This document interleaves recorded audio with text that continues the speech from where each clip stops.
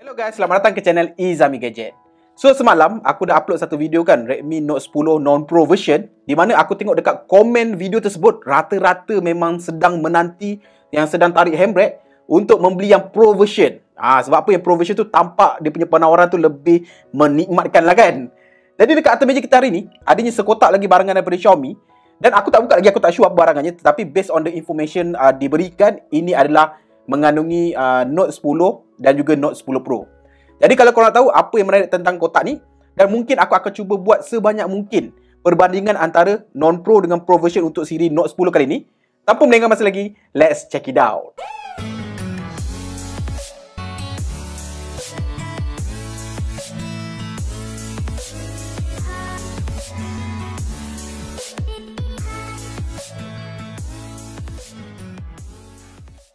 So first thing first, satu benda yang aku harus puji kepada tim Xiaomi Malaysia ataupun Xiaomi Redmi Malaysia adalah dari segi diorang punya presentation kepada media. Apa aku boleh katakan, untuk seorang YouTuber yang taklah berapa besar macam aku kan, mereka masih lagi memberikan satu effort yang sangat-sangat gigih dalam menghasilkan satu presentation yang bila kita bawa kepada YouTube, kepada media, ini adalah satu benda yang sangat-sangat menarik, sangat-sangat best lah. Kau nampak kotak-kotak dia bukan kotak-kotak biasa. Dia tak simply bagi telefon, unbox tak. Dia akan selalu bagi satu kotak besar dekat dalam tu mengandungi pelbagai item yang menarik. Jadi, again, macam korang nampak, ini adalah kotak yang diberikan. Jadi, macam korang nampak kat sini ada Xiaomi semua kan. Jadi, aku terpaksa pakai kamera depannya sebab apa? Dia agak panjang. Dan dekat kotak sini, kalau boleh nampak, dia mengandungi nombor-nombor lah. Tapi aku boleh teka, 120 ni mungkin adalah 120Hz display yang ada kepada Pro version. 108 megapixel main sensor kamera ada pada peranti tersebut juga. 6.67 inci size screen. So apa aku boleh katakan, the numbers here mostly represent the pro version of Note 10 series untuk kali ni. Jadi tak nak cerita banyak, jom kita ambuk kotak besar ni, lepas tu kita go through secara detail yang kecil-kecil kat dalam ni. Jadi jom. Bismillahirrahmanirrahim. So dekat dalam, yang pertama adalah satu card invitation lah, macam itulah kan. Ada Izami ready to challenge your boundaries. Okay, nice. Lepas tu, wow, ada something yang agak aneh guys. Dia memberikan kita seketul skateboard mini. Aku tak sure apa nama dia, tapi aku panggil dia skateboard mini. Dan ini bukan replika, ini totally a real skateboard yang sangat-sangat berat, sangat-sangat sturdy, yang mungkin boleh korang naiki dan korang gunakan lah. Alright, so dekat depan ni adalah dia punya ready to challenge your boundaries by Xiaomi stiker dia lah. Alright, nice. Lepas tu, so kita akan dapat dua kotak peranti tersebut, iaitu Redmi Note 10 dan juga Note 10 Pro ni. Dan juga satu dia panggil sebagai manual lah. Ini adalah manual untuk skateboard tu, berjenamakan Ozello Skateboard. Alright, siapa yang kenal jenama ni korang boleh komen kat bawah. Siapa yang nak, mungkin aku boleh buat giveaway lah kepada orang yang memang main skateboard. Aku boleh bagilah, tapi ini adalah mini skateboard. So itu saja dalam kotak, kita kemas kejap. So macam korang nampak dekat atas meja, macam aku cakap tadi, kita ada kedua-dua model untuk siri Note 10 kali ni. Note 10 biasa yang kita dah unbox dan dah buat video dah pun, dan juga Note 10 Pro. Jadi aku akan tolak tepi Note 10 biasa ni. Bagi korang yang belum tengok, korang boleh tengok video aku yang semalam untuk yang ini. So kita akan more kepada perbandingan kejap lagi. Now kita focusing more kepada Note 10 Pro sahaja. So macam kita semua tahu bahawa Note 10 Pro ni dihadir dengan dua varian dekat Malaysia, iaitu 6GB RAM dengan 128GB storage. Yang higher version sikit adalah 8GB RAM dengan 128GB storage. So dari segi tanda harga, untuk yang lower tu adalah RM999. Yang paling higher tu adalah RM1099. Which is aku boleh katakan lebih kurang RM200 ke RM300, lebih sikit daripada Note 10 biasa yang higher version lah, iaitu RM799. So adakah dengan perbezaan harga sedemikian dan penawaran harga yang diberikan, adakah berbalik untuk korang skip this model dan ambil yang pro version, ataupun patut korang ambil je ni? Jadi jom kita sama-sama tengok, kita unbox dulu. So macam korang nampak, ini adalah kotak dia. Jadi dia punya ilustrasi rupa dia macam ni. Dan dari segi varian, aku punya ni yang paling tinggi lah, 8128. Warna aku adalah orange grey Jadi bismillahirrahmanirrahim. So kat dalam kotak, dia bagi ke korang satu kotak ni. Kita tengok dekat dalam ni ada apa. Kat dalam ni ada SIM ejector tools macam biasa. Adanya manual dan warranty card yang biasanya aku takkan baca. Dan juga semi-transparent ataupun matte casing guys, ataupun frosty punya casing, full covered, nice. Yang lepas tu, yang ini dia bagikan kita macam full clear punya casing. Dekat bawah terdapatnya phone itu sendiri. Jadi kita letak tepi dulu. Dekat bawah lagi terdapatnya benda yang sama lah. Korang akan dapat kabel pengecasan Type A kepada Type C, nice. Dan juga adapter pengecasan yang sama, iaitu 33 watt pengecasan pantas Xiaomi ni. Jadi korang dapat pengecasan speed yang sama lah untuk kedua-dua model ni. Jadi now jom kita kemas dan kita fokus more on the device itself. Jadi jom. Jadi sebelum kita buka plastik ni, dekat sini ada dia punya spek secara ringkas Jadi macam korang nampak, antara perbezaannya adalah untuk yang Note 10 Pro ni dia ada 108 megapixel. manakala yang non-Pro adalah 48 megapixel. Dari segi paparan, yang ini adalah 6.67 inci dot display 120Hz AMOLED display guys, dengan dua speaker, manakala yang non-Pro adalah 6.43 Super AMOLED 60Hz punya display saja. So dari segi prosesor, yang ini menggunakan Snapdragon 732 8nm punya chip, manakala yang non-Pro adalah 678 iaitu 11nm punya chip. Dari segi pengecasan adalah sama 33 watt, tapi bateri adalah lebih 20 watt, yang ini adalah 5020 mAh. Non-Pro adalah 5000 mAh. Jadi itu sebuah ringkas perbezaan yang pertama yang korang boleh nampak antara kedua-dua device. So phone pun dah boot up. Jadi macam biasa, since dia menggunakan AMOLED panel, so korang akan dapat always on display. So feature ni sama yang ada pada non-Pro version. So kedua-duanya korang akan dapat always on display yang sama lah. Alright, so dari segi design, kalau korang boleh nampak dari segi back panel dia, aku boleh katakan lebih kurang sama macam non-Pro version. Warnanya adalah sama, design pun lebih kurang sama. Cumanya untuk yang Pro version ni dia lebih besar. Sebab apa, skrin pun besar, jadi body dia lebih wide, lebih tinggi sikit lah. Tetapi more or less both still masih lagi sedap di dalam tangan lah. Cumanya kedua-duanya adalah sejenis panel yang memang melekat cap jari lah. Dan I'm not sure back panel yang ini apa dia punya jenisnya. Tapi kalau based on aku punya perasaan, yang dekat non-Pro ni adalah memang totally plastik, aku boleh bezakan. Tetapi yang kat sini, aku agak atas pagar sikit tau. Sama ada dia adalah plastik juga ataupun macam thin layer of glass. Sebab apa, dia memang terasa solid. Dan rasa dia tak macam glass tapi tak macam plastik juga. Jadi kita letak atas pagar je lah yang punya status tu. Tapi more or less aku boleh katakan design dekat belakang lebih kurang sama. Dekat atas ni ada setup kamera lebih kurang sama. Dan kalau kita boleh nampak dekat bahagian atas ni, yang ini design dia lebih kurang flat juga. Tetapi yang ini berbezanya adalah dia masih lagi mempunyai speaker dekat atas tu. Ada IR blaster, ada mikrofon. Cumanya lubang ketagihan ramai ni lubang-lubang ni yang korang suka sangat ni, beralih daripada ke bawah ke atas. Yang non-Pro ni dekat bawah. Non-Pro dekat bawah, yang Pro dekat atas. Alright. Lepas tu yang dekat bawah pula, untuk yang Pro version ni, korang akan dapat speaker, port Type-C dengan another microphone. Itu sahaja. Kemudian dari segi layout yang sebelah kanan sama saja. Korang akan dapat volume rocker up and down, dan juga korang akan dapat dia punya on-off button merangkap sebagai side mounted fingerprint yang sama, timbul. Dia tak flush ke bawah. Dan sebelah sini pun sama. Korang akan dapat SIM card tray, di mana dia punya SIM card tray pun sama. Korang boleh pakai 3 slot, sama ada 2 SIM card ataupun 1 micro SD card. So korang boleh pakai 3-3 dalam masa yang sama. Now jom kita try tengok dia punya security sebelum kita buka dia punya paparan. Jadi 1, 2, 3. So far laju tak ada masalah. 1, 2, 3. Lagi sekali 1, 2, 3. So far fingerprint reader memang tak ada masalah. Face unlock pun laju, tak ada masalah. So again, bila korang buka je paparan, korang akan nampak MIUI yang sama. Aku yakin ini adalah MIUI 12 yang sama. Kita cuba lihat. Ya, MIUI 12 yang sama, 12.0.1 berasaskan Android 11. Tak ada apa aku nak bebel pasal MIUI. Kalau korang tengok Note 10 yang biasa ni punya video, korang akan tahu lebih kurang sama saja layout dia.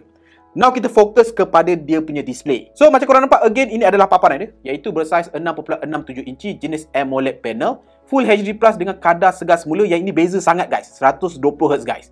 Alright. Di mana apa aku boleh katakan dari segi quality of the display, kalau dari segi hemat mata aku boleh katakan lebih kurang sama lah. Lebih kurang sama aku boleh katakan. Tak adalah nampak macam ini yang mahal ni lebih bagus sangat apa dia punya paparan dia. Tapi aku boleh katakan both serve it well lah, as a AMOLED punya type of display lah. Di mana perbezaan seterusnya korang akan nampak adalah, kalau aku boleh tunjuk dekat sini alright, ini adalah Pro, ini adalah non-Pro Korang nampak dia punya kamera cutout tu, yang non-Pro ni lebih besar, yang Pro ni kecil kan. Lepas tu beza bawah ni, yang Pro ni adalah nipis je, yang non-Pro ni besar. Tetapi more or less lebih kurang sama. Kita masuk ke dalam display, kita cuba tunjuk dia punya refresh rate tu. Alright, kalau korang boleh nampak, untuk yang Pro version ni korang akan ada pilihan untuk 60 ataupun 120Hz. So memang sangat-sangat, memang ini benda lah yang korang tunggu kan. Sebab itu korang nak skip yang non-Pro, sebab korang nak display ni sebenarnya kan. Untuk non-Pro ni bagus, dah lah AMOLED kan. Tapi yang ini ada higher refresh rate, so why not kan. Alright, so dari segi display tak ada masalah. Aku boleh katakan ini adalah lebih besar lah. Yang Pro lebih besar, yang non-Pro adalah kecil sikit. Tapi aku boleh katakan depends. Both adalah still lagi 6 inci ke atas punya paparan. So dulu masih lagi besar, cumanya yang Pro lebih besar.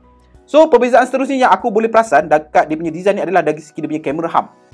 So macam korang boleh nampak, ini adalah yang Pro, ini adalah non-Pro.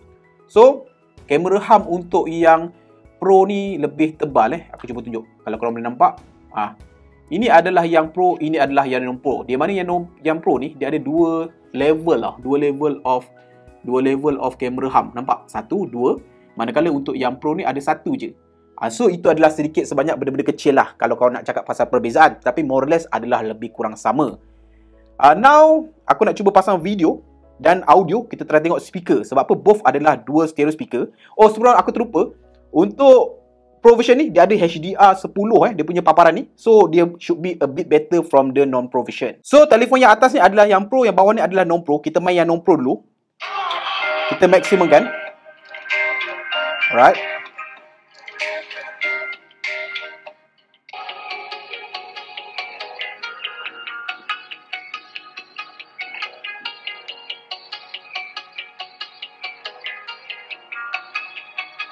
Okay, kita main yang Pro pula.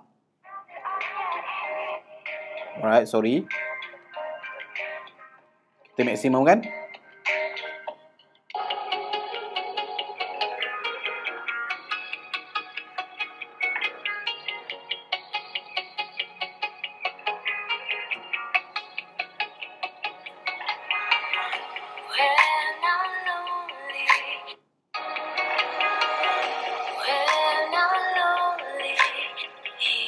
Alright, dari segi audio, kalau telinga aku tak salah, aku boleh katakan yang Pro version ni sedikit sahaja lebih kuat berbanding non-Pro. Tetapi susah nak bezakan. Tapi kalau korang dengar betul-betul, korang akan boleh tangkap bahawa non-Pro ni lebih kuat sedikit. Tapi mungkin korang dengar tak sama macam aku dengar lah. Sebab apa? Mikrofon aku kat sini, so aku lebih dekat kepada yang non-Pro berbanding yang Pro. Tetapi apa aku boleh kata dari segi bunyi, Pro version lebih sedikit kuat dari segi audio dia. Dari segi video quality, aku boleh katakan dua-duanya adalah sama. Panel display yang cantik, AMOLED display yang kena dengan harga dia. Now jom kita try tengok dia punya kamera. Sebab apa? Dari segi setup, untuk yang Pro version ni, dia ada 108MP. Untuk yang non-Pro ni adalah 48MP. Manakala untuk selfie camera, yang Pro version adalah 16MP, yang non-Pro adalah 13MP. Lain-lain sensor adalah lebih kurang sama. So kalau korang boleh nampak dekat sini, kat sini lebih kurang sama saja. Okay, ini adalah non-Pro, ini adalah Pro version. Cumanya dekat dalam more ni, kat sini ada banyak beza dia lah. Jadi of course yang pertama, yang Pro ada 108MP, yang ni adalah 48MP. Tapi untuk yang Pro version, korang akan dapat vlog mode, korang akan dapat dual video mode, korang akan dapat clone mode, korang akan dapat long exposure mode. Korang akan dapat, ya, itu yang korang akan dapat berbanding yang non-Pro. Non-Pro korang akan dapat ini saja. Alright, korang boleh tengok. Aku dekat sikit Alright. So, yang bawah tu adalah non-Pro, yang atas tu adalah Pro. Dari segi macro lens, yang Pro version dia ada dipanggil sebagai super macro, manakala yang non-Pro ni ada macro saja. Alright, jadi now jom aku nak present kepada korang hasil gambar untuk kedua-duanya, hasil video untuk kedua-duanya. Korang boleh nilaikan sendiri.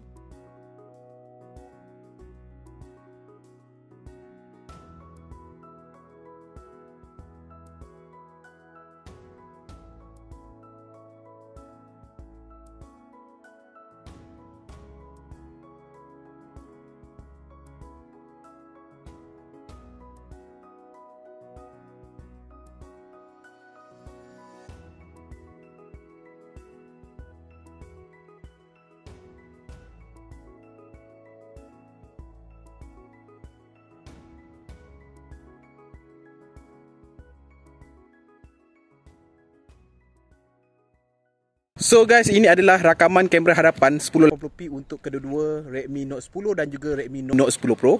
So bagaimana dari segi dia punya hasil kualiti audio, hasil kualiti video, exposure, auto exposure dia bagaimanakah semuanya, nampak mana satu yang lebih mudah untuk counter balik kesilauan di belakang. Alright, so jom kita try kamera belakang pula. So ini adalah rakaman kamera belakang 1080p 30fps untuk kedua-dua Redmi ni. Right, so bagaimana? Kita cuba lari sikit. Ini sedang berlari So mana satu yang dapat menangkap yang lebih stable. So ini adalah rakaman belakang untuk 4K 30fps untuk kedua-dua peranti ni. So bagaimana dari segi colouring, exposure, everything adakah okey? Kita try tengok. Okay, kita try lari sikit. Mana satu yang lebih stable? Ini adalah handheld saja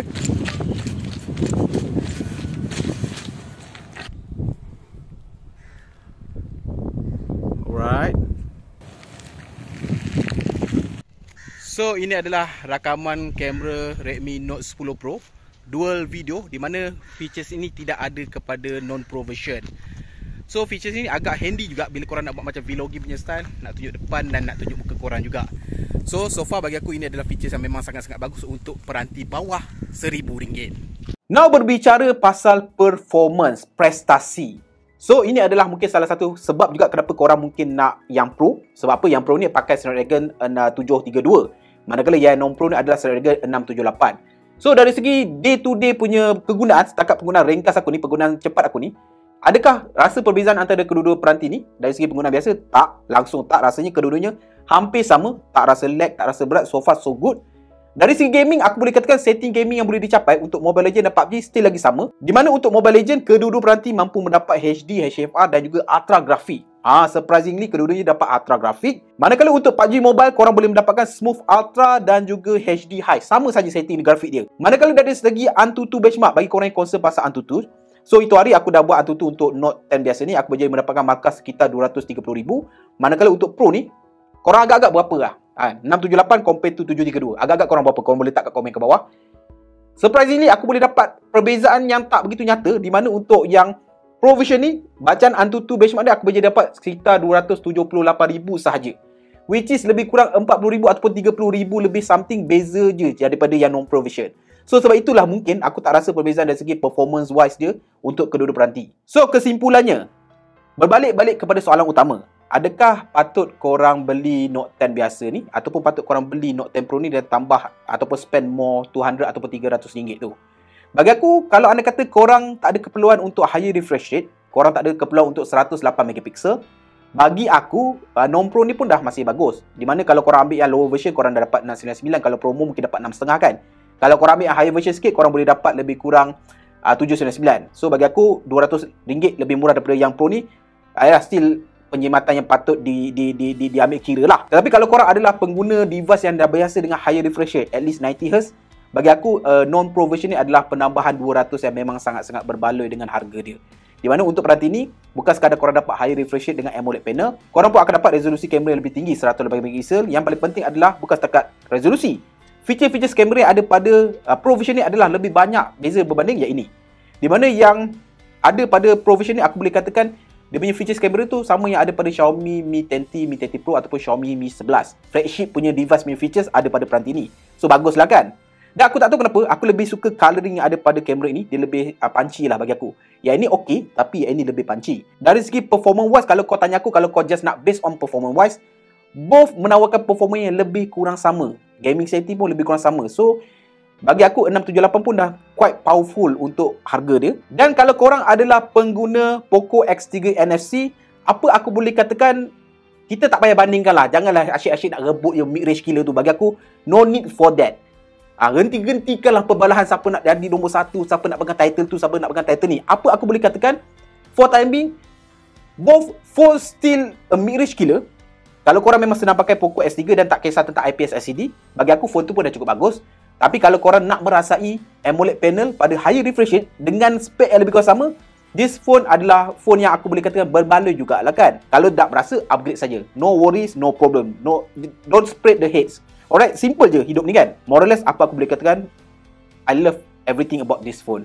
Dia tak compromise sangat for the price. Alright guys, so guys, sampai sini saja video kali ni. Kalau korang suka video-video macam ni, korang boleh klik butang subscribe kat bawah, butang loceng kat sebelah dia, dan sampai bertemu lagi di video akan datang. Macam biasa guys, Assalamualaikum. Ciao.